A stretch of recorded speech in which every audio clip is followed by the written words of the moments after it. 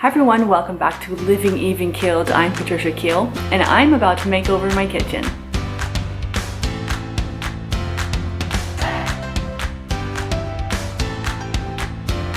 I am so excited to finally let you all know that I am joining Heidi Sambol and a few of her close YouTube friends in the Room of the Month challenge. I really love Heidi's channel. If you have not found it yet, I will link it below along with the playlist of participants for this entire month of June. But she is super creative when it comes to her home. She did closet makeovers all of last year. Every month this year, she's doing a room of the month. She is so quick at doing these flips. I can't believe it, that one after the other after the other. I'm only doing this 1 month, but I'm already feeling exhausted and it hasn't really even begun yet. In brief, we've lived in this house for about 18 months or so, and we've done a few things. We've painted, and speaking specifically to the kitchen, I already did add a pegboard for my produce wall, which I really love, still one of my favorite projects. We even updated the appliances to stainless steel, and we also put in a gas line so we can cook with a gas stove. So that's about all we've done so far. The time has finally come, the budget has aligned. We are on summer break, and so here is what I plan to do for our kitchen. Before I go any further, I have to introduce the participants. So first we have Heidi from Happily Thriving Heidi. This is her idea and her collaboration. Then we also have Yami from the Latina Next Door.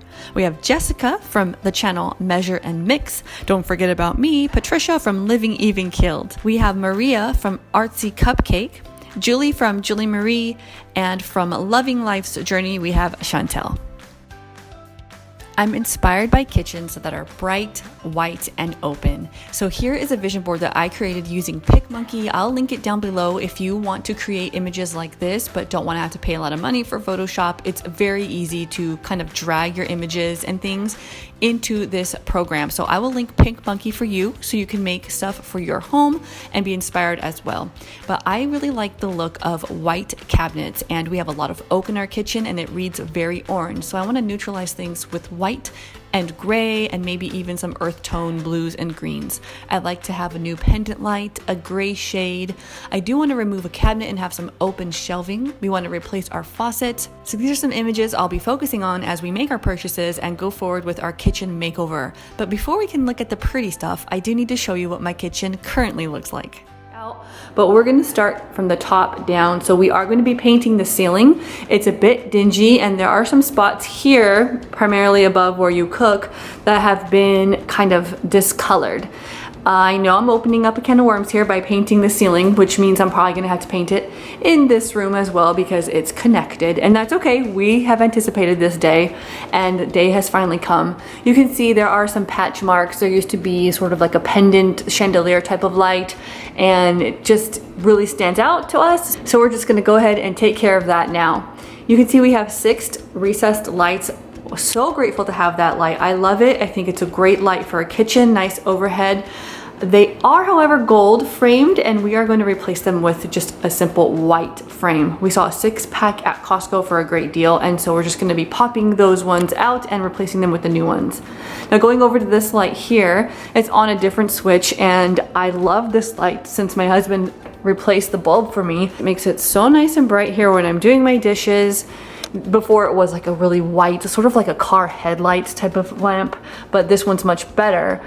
However, we are going to also add a pendant light. That's part of the plan, and they have the conversion kit lights all set and ready to go. Since it's already hardwired, it should be as easy as screwing in a bulb, at least that's what I say now. So we'll have some sort of pendant light hanging down.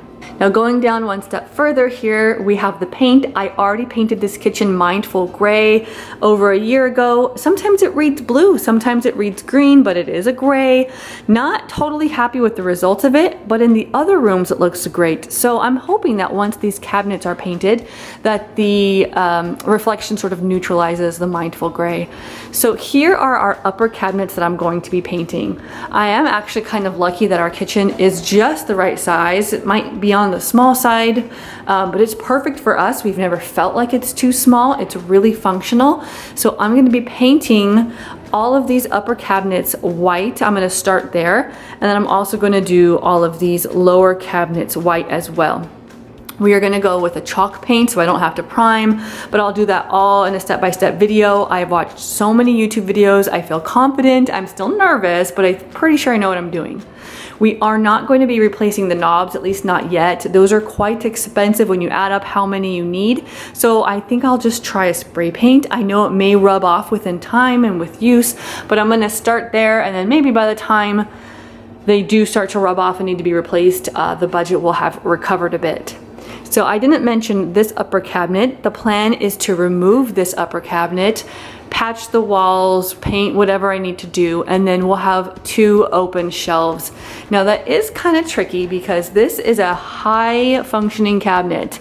It's our most used one. I have the girls' calendars on the back. I keep my to-do notes up here, some recipes. I have our coffee here. So these are the mugs that are never really that clean. I explained that in a video before.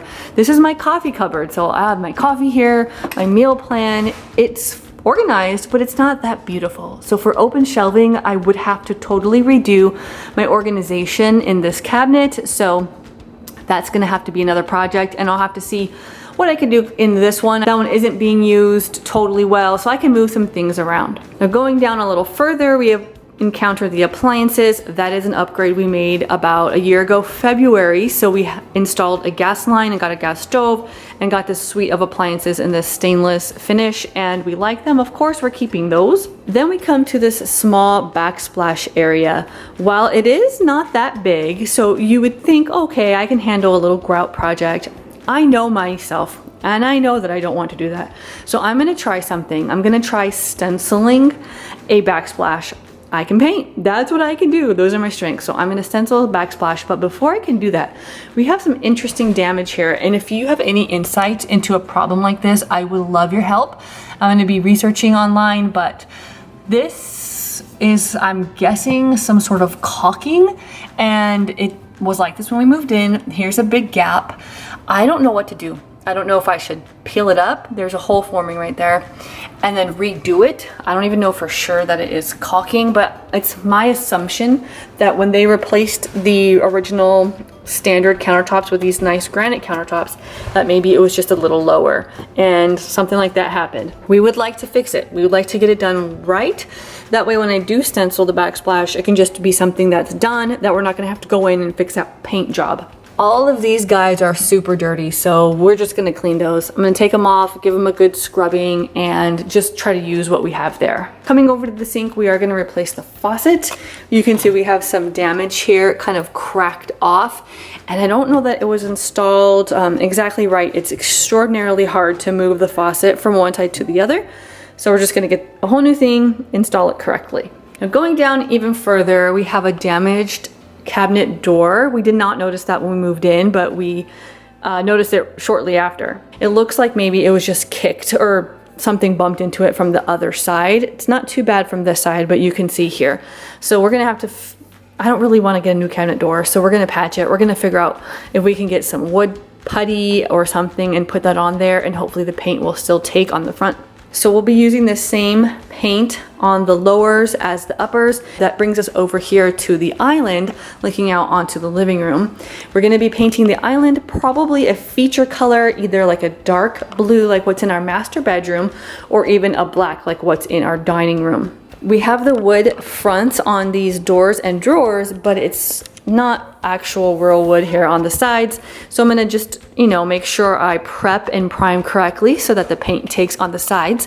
And that brings me around to this side here, and you can see a sneak peek. I would like to do some sort of wood textured feature, something. I don't quite know what. I just taped out a little design. I am not sure. I also don't have a saw. I have very limited skills, so we will see what happens, if anything, but I would love to do some sort of design there. Lastly, going back to the window, I forgot to mention we'll be replacing this shade. It's actually broken. We have to have a rubber band, and we've had a few that have broken over the years. They just get brittle sitting here in the sun. So the rubber band on this screw keeps it up. This was here when we moved in. We were happy to have a window with some privacy on it, but we are gonna replace it for a different semi-sheer gray one that I found from Wayfair. So if this is your first time seeing me, please subscribe so you can take part of this process and see the before to the very end. It's going to be 4 sessions. Every Thursday we're going to be posting, and if you already are a subscriber, thank you. But you should also know that I'll be posting Thursday evening, so that's a little bit different. I usually post in the mornings, but I'll be posting in the evening so that myself and all the other people who are participating will kind of go up all at the same time. So check back every Thursday to get a check-in and see the progress. And on the other days of the week, if I have a DIY that I think is particularly interesting, I'll share that with you in a separate video. I also want to share with you some of the materials I'm sourcing, so like a haul video that might come up on a Thursday. So it's going to be all about the kitchen during June. So when you do Room of the Month challenge, everyone can choose their own room, and so I chose kitchen, but it turns out there are a few other kitchens in the mix this time, as well as bedrooms, maybe even a laundry room. It's lots of different home inspiration coming at you Thursday nights during June. One more thing, please join me over on Instagram at Living Even Keeled. Over there, I will be showing in the stories some progress. In fact, I already did share some things and you guys really helped me out. So yes, I already did sort of get started, and over on Instagram, you'll see sneak peeks. You'll have an opportunity to give your opinion because there are some things that I'm kind of like undecided on. And it's just fun to kind of see more in real time what's going on. So with that said, I'm gonna go take a picture of something and see what I can put on Instagram right now, and I will see you guys all next week. Thanks for watching. Bye.